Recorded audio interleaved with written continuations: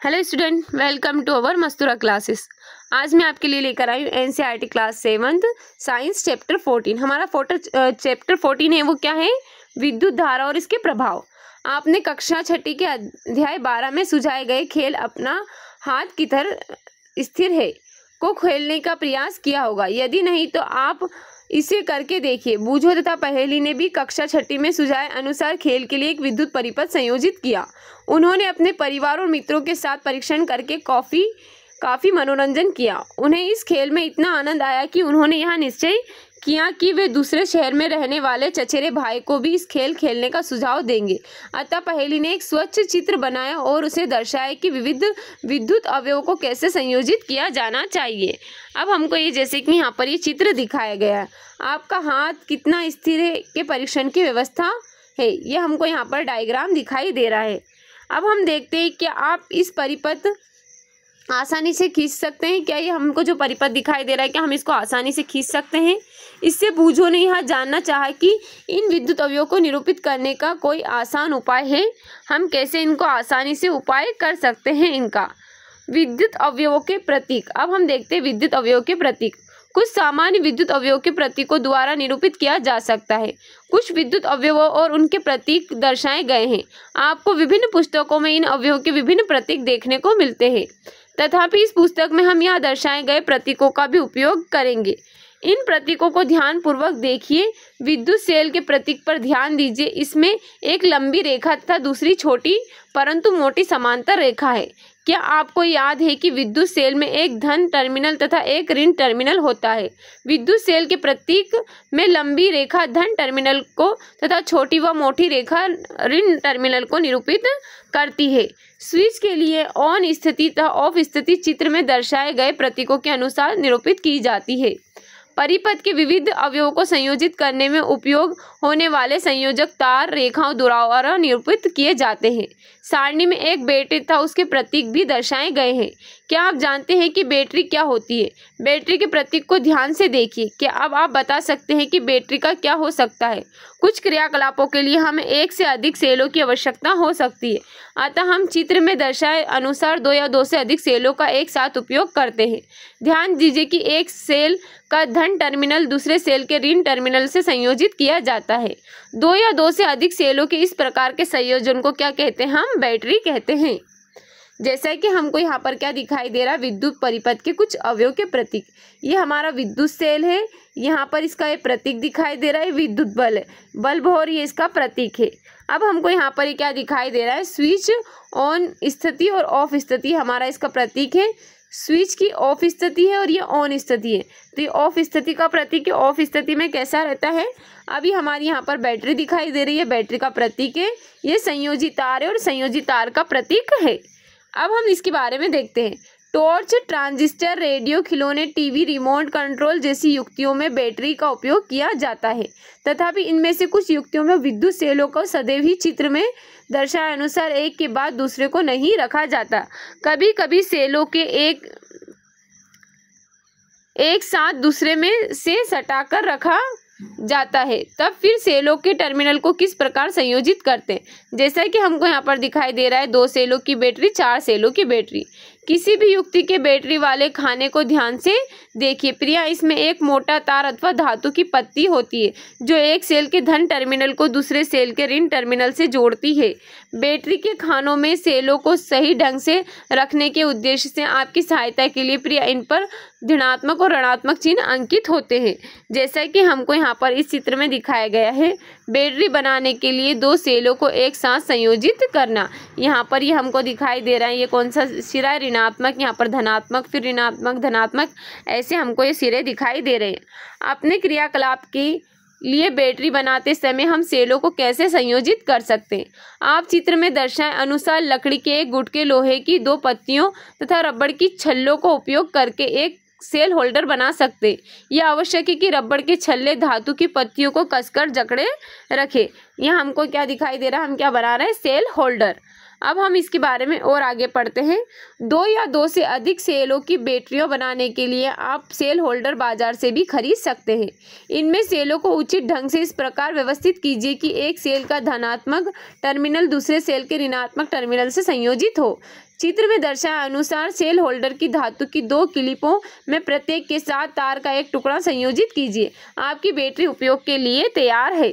जैसा कि हमको यहाँ पर क्या दिखाई दे रहा है, 2 सेलों की बैटरी। किसी बैटरी को निरूपित करने के लिए उपयोग किए जाने वाले प्रतीक को यहाँ पर दर्शाया गया है।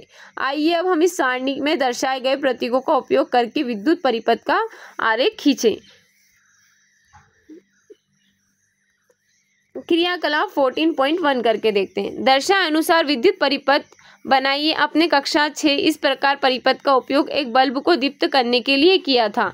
क्या आपको याद है कि बल्ब केवल तभी दीप्त होता है जब स्विच ऑन की स्थिति में होता है। जैसे ही यह स्विच ऑन की स्थिति में पहुंचता है, जैसे ही बल्ब दीप्त हो जाता है। जैसे हम स्विच ऑन करते हैं तो हमारा क्या होता है, बल्ब दीप्त हो जाता है। एक विद्युत परिपथ दिखाई दे रहा है। इस विद्युत परिपथ की प्रतिलिपि अपनी नोटबुक में बनाइए। विविध विद्युत अवयव के प्रतीकों का उपयोग करके इस विद्युत परिपथ का आरेख खींचिए। क्या आप आरेख चित्र में दर्शाए गए आरेख जैसा ही है। अब हम यहाँ पर देखते हैं दर्शाए गए विद्युत परिपथ आरेख। ये हमारा परिपथ आरेख है। अभी हमने देखा था ये हमारा कौन सा प्रतीक है, ये कौन सा प्रतीक है और ये कौन सा प्रतीक है। आप इन सब के बारे में अच्छे से जान गए होंगे। प्रतीकों का उपयोग करके विद्युत परिपथ का आरेख खींचना काफ़ी आसान होता है, इसलिए सामान्यतः हम विद्युत परिपथ को परिपथ आरेखों से निरूपित करते हैं। चित्र द्वारा एक अन्य विद्युत परिपथ आरेख दर्शाया गया है। यह चित्र 14.8 में दर्शाए गए परिपथ जैसा ही है। इन दोनों परिपथ में क्या अंतर है। अब हम देखते हैं हमारे दोनों परिपथ में क्या अंतर है। अन्य परिपथ का आरेख। चित्र में दिखाए गए विद्युत परिपथ में बल्ब दीप्त होगा। यहाँ कीजिए कि बल्ब केवल तभी दीप्त होता है जब स्विच ऑन की स्थिति में होता है, परिपथ बंद हो। बल्ब में एक पतला तार होता है जिसे तंतु अथवा फिलामेंट कहते हैं। यह तभी दीप्त होता है जब इसमें विद्युत धारा प्रवाहित होती है। यदि बल्ब का तंतु टूट जाता है तो वह फ्यूज हो जाता है। ध्यान दीजिए कि कुंजी अथवा स्विच को परिपथ में कहीं पर भी लगाया जा सकता है। जब स्विच ऑन की स्थिति में होता है तो बैटरी के धन टर्मिनल से बैटरी के ऋण टर्मिनल तक परिपथ पूरा होता है। परिपथ को तब बंद कहा जाता है तथा सारे परिपथ में तुरंत विद्युत धारा प्रवाहित होने लगती है। जब स्विच ऑफ की स्थिति में होता है तो परिपथ अधूरा होता है, तब इसे खुला परिपथ कहते हैं। इस स्थिति में परिपथ के किसी भी भाग में कोई विद्युत धारा प्रवाहित नहीं होती है। अब हम यहाँ पर देखते हैं, हमको कुछ चेतावनी दे रखी है, हम चेतावनी के बारे में भी जान लेते हैं। विद्युत मेंस से संयोजित दीप्त विद्युत बल्ब को कभी ना छुएं। यह अत्यधिक तप्त हो सकता है तथा आपका हाथ जल सकता है। विद्युत मेंस विद्युत जनित्र अथवा इन्वर्टर की विद्युत आपूर्ति से कभी भी छेड़छाड़ ना करें, आपको विद्युत आघात लग सकता है जो घातक हो सकता है। यह सुझाए गए सभी क्रियाकलापों के लिए विद्युत सेलों का उपयोग कीजिए। जो हमको क्रियाकलाप बताए गए इनके लिए हम सिर्फ क्या करेंगे, विद्युत सेलों का उपयोग करेंगे। यदि बल्ब का तंतु टूट जाए तो क्या तब भी परिपथ पूरा होगा, क्या तब भी बल्ब दीप्त होगा। आपने यह ध्यान दिया होगा कि दीप्त बल्ब गर्म हो जाता है।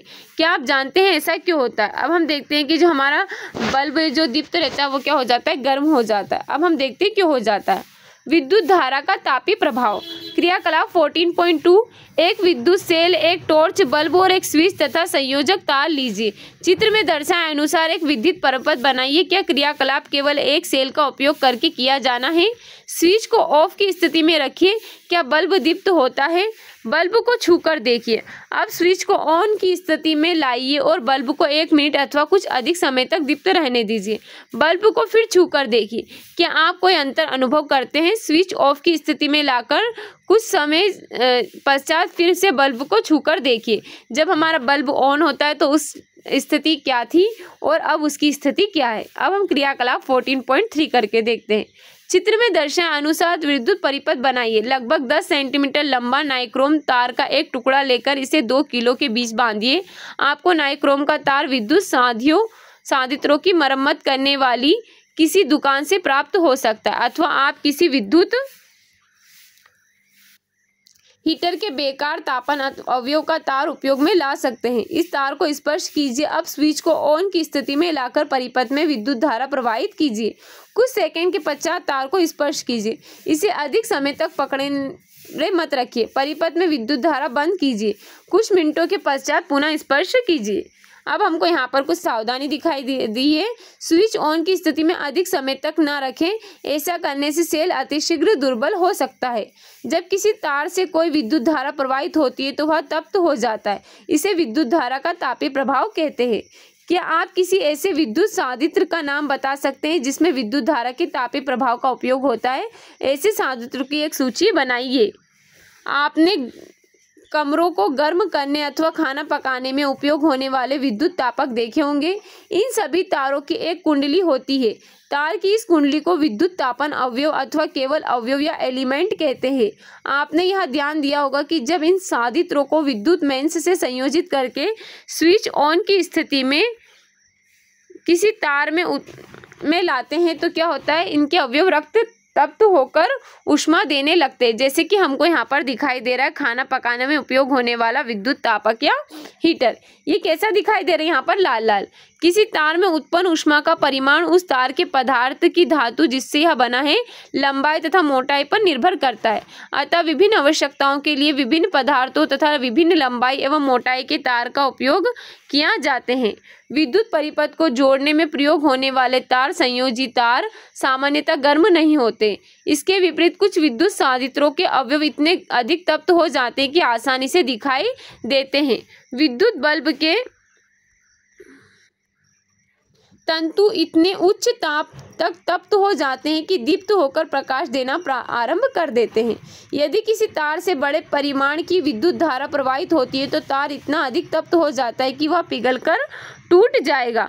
परंतु क्या यह संभव है कि कोई तार पिघलकर टूट जाए? आइए इसका परीक्षण करके देखते हैं कि अगर ज़्यादा गर्म होने पर क्या तार पिघलकर टूट जाता है। इसके लिए हम क्रियाकलाप 14.4 करके देखते हैं। जिस विद्युत परिपथ का उपयोग हमें क्रियाकलाप 14.3 में किया था उसे फिर से बनाइए, परंतु इस बार सेल के स्थान पर 4 सेलों की बैटरी का उपयोग कीजिए। साथ ही नाइक्रोम तार के स्थान पर इस्पात ऊर्ध्व स्टील वूल का तार या पतली लड़ी बांधिए। इस्पात ऊर्ध्व के जूने का उपयोग प्रिय रसोई घरों में बर्तनों को साफ करने में होता है तथा यह किराने की दुकानों पर उपलब्ध होता है। यदि कमरे में विद्युत पंखा चल रहा हो तो उसका स्विच ऑफ कर दीजिए। कुछ समय के लिए परिपथ से विद्युत धारा प्रवाहित करिए। इस्पात वुर्ण के तार अथवा लड़ी ध्यान से प्रेक्षण कीजिए। नोट कीजिए कि क्या होता है। क्या इस्पात ऊर्ध्व का तार या लड़ी पिघलकर टूट जाती है? हम देखते हैं यहाँ पर विद्युत बल्बों का उपयोग प्रकाश के लिए किया जाता है, परंतु बल्ब ऊष्मा भी देते हैं जो वांछनीय नहीं है। इससे विद्युत की क्षति होती है। इस क्षति को बल्बों के स्थान पर प्रदीपी नलिकाओं फ्लोरेसेंट ट्यूबलाइट का उपयोग करके कम किया जा सकता है। सनहद प्रदीप्त लैंप भी विद्युत की क्षति में कमी करते तथा इन्हें सामान्य बल्ब होल्डरों में लगाया जा सकता है। हमको यहाँ पर दिखाई दे रहा है प्रदीप्त नलिकाएं CFLS। तथापि बल्बों को प्रतिदीप्त नलिकाओं अथवा CFLS को क्रय करने से पहले इन भारतीय मानक ब्यूरो SI चिन्ह को देखना चाहिए। वास्तव में किसी भी विद्युत धारा संयंत्र का क्रिया करने से पूर्व इस चिन्ह को आवश्यक देखना चाहिए। ISI चिन्ह यह सुनिश्चित करता है कि संयंत्र के निर्माण में सुरक्षा संबंधी सभी शर्तों का ध्यान रखा गया है तथा इसके उपयोग में ऊर्जा की क्षति न्यूनतम होगी। अब हम यहाँ पर देखते हैं विद्युत संयंत्रों के उपयोग में होने वाले फ्यूज। ये हमको यहाँ पर हम जब विद्युत का उपयोग करते हैं तो इसमें क्या ये हमारे फ्यूज है। अब हम इनके बारे में जानते हैं। कुछ विशेष पदार्थों के बने तारों से जब अधिक विद्युत धारा प्रवाहित होती है तब वे शीघ्र ही पिघलकर टूट जाते हैं। इन तारों का उपयोग विद्युत फ्यूज बनाने में किया जाता है। सभी भवनों में प्रत्येक विद्युत परिपथ में फ्यूज लगाए जाते हैं। प्रत्येक विद्युत परिपथ में से प्रवाहित की जा सकने वाली विद्युत धारा को कोई अधिकतम सीमा होती है जिसे उसमें से सुरक्षा पूर्वक प्रवाहित किया जा सके। यदि किसी दुर्घटनावश विद्युत धारा का मान इस सुरक्षा सीमा से अधिक हो जाता है तो तार अति तप्त हो सकते हैं जिससे आग लग सकती है। यदि परिपथ में उचित फ्यूज लगा है तो यह पिघल जाएगा जिससे परिपथ टूट जाएगा। अतः फ्यूज सुरक्षा युक्ति है जो विद्युत परिपथ की क्षति अथवा संभावित आग के प्रति सुरक्षा प्रदान करती है। अब हमको यहाँ पर इसके लिए एक सावधानी दी गई है, कभी भी मुख्य परिपथ से संयोजित विद्युत फ्यूज की स्वयं जांच पड़ताल करने का प्रयास नहीं करना चाहिए। तथापि आप विद्युत परिपथ की मरम्मत करने वाली दुकान पर जाकर बेकार हो गए फ्यूजों को नए फ्यूज की तुलना कर सकते हैं। अब हम यहाँ पर देखते हैं विद्युत परिपथ में अत्यधिक विद्युत धारा प्रवाहित होने का एक कारण है विद्युत तारों से परस्पर सीधा संपर्क हो जाना। ऐसा टूट फूट अथवा तारों के विद्युत रोधन के हटने के कारण हो सकता है। इससे लघु पतन शॉर्ट सर्किट हो सकता है। अत्यधिक धारा प्रवाहित होने का एक कारण है कि एक सर्किट से कई युक्तियां को संयोजित करना हो सकता है। इससे परिपथ में अतिभारण हो सकता है। आपने समाचार पत्रों में अतिभारण लघु पतन के कारण लगने वाली आगों के बारे में पढ़ा होगा। अब हम देखते हैं विभिन्न प्रकार के कार्यों के लिए भिन्न भिन्न प्रकार के फ्यूज उपयोग किए जाते हैं। आपने घरों और उपयोग होने वाली फ्यूज दर्शाए गए फ्यूजों के व्यापक उपयोग विद्युत संयंत्रों में किया जाता है। हमने विद्युत धारा के तापीय प्रभाव का परीक्षण किया और इसका अपने लाभ के लिए उपयोग कैसे करें इसके बारे में हमने सीखा। क्या विद्युत धारा के अन्य प्रभाव भी हैं? अब हम देखते हैं क्या विद्युत धारा के अन्य प्रभाव भी हो सकते हैं। यह हमारा क्या दिखाई दे रहा है, विद्युत फ्यूज तथा फ्यूज होल्डर। अब हम देखते हैं विद्युत धारा का चुंबकीय प्रभाव। क्रियाकलाप 14.5 करके देखते हैं। उपयोग की जा चुकी माचिस की डिब्बी की कार्डबोर्ड ट्रे लीजिए। इसके चारों ओर विद्युत तार के कुछ फेरे लपेटिए। ट्रे के भीतर एक छोटी चुंबकीय सुई रखिए। अब इस तार के स्वतंत्र सिरों को चित्र में दर्शाए अनुसार स्विच से होते हुए विद्युत सेल में संयोजित कीजिए। जैसा कि हमको यहाँ पर दिखाया गया है विद्युत धारा का चुंबकीय सुई पर प्रभाव। ये हमारा विद्युत धारा का चुंबकीय प्रभाव कैसे इस पर सुई पर पड़ता है हम ये देखेंगे। अब हमको यहाँ पर क्या दिखाई दे रहा था, ये हमारा है आजकल फ्यूज के स्थान पर लघु परिपथ विच्छेदकों MCBS का उपयोग निरंतर बढ़ता जा रहा है। जब किसी विद्युत परिपथ धारा सुरक्षा सीमा अधिक से ज़्यादा हो जाती है तो ऐसे स्विच होते हैं जो स्वतः ही ऑफ हो जाते हैं। आप इन्हें फिर से ऑन कर दें तो परिपथ पुनः पूरा हो जाता है। डब्बे पर भी ISI चिन्ह आवश्यक देखिए। अब हमको यहाँ पर एक चेतावनी भी दी है। सदैव ISI चिन्ह वाले उचित फ्यूजों जिनका उल्लेख किसी विशेष अनुप्रयोग के लिए किया गया हो का उपयोग करना चाहिए। फ्यूज के स्थान पर किसी भी तार अथवा धातु की पट्टी का उपयोग कदापि नहीं करना चाहिए। अब हम देखते हैं चुंबक की दिशा। चुंबकीय संकेत कई उसे नोट कीजिए। चुंबक की सुई निकट एक छड़ चुंबक देखिए क्या होता है। अब चुंबक को हटाकर चुंबक की सुई को ध्यान से देखते हैं। एक स्विच को ऑन की स्थिति में ध्यान से देखते हैं। एक स्विच को ऑन की स्थिति में क्या आप देखते हैं कि क्या चुंबक की सुई विक्षेपित होती है। स्विच को आपस में वापस ऑफ कीजिए। स्थिति पर लाइए। क्या चुंबक की सुई वापस अपनी प्रारंभिक स्थिति में आ जाती है। जैसा कि जो हमारी चुंबक की सुई है हम उसको क्या करते हैं, उसको ऑन, हम स्विच को ऑन करके देखते हैं। उसमें क्या हमको देखने को मिलता है, जब हम ऑफ करते हैं तो क्या वो उसकी वापस पुनः स्थिति में आ जाती है। इस प्रक्रिया को कई बार दोहराइए। यह प्रयोग क्या संकेत देता है। अब हम देखते हैं कि यह क्या संकेत देता है। हम जानते हैं कि चुंबक की सुई एक लघु चुंबक होती है जो उत्तर दक्षिण दिशा की ओर संकेत करती है। जब हम कोई चुंबक इसके निकट लाते हैं तो सुई विक्षेपित हो जाती है। हमने यहाँ भी देखा कि जब चुंबक की सुई के निकट रखे तार विद्युत धारा प्रवाहित होती है तब भी सुई विक्षेपित हो जाती है।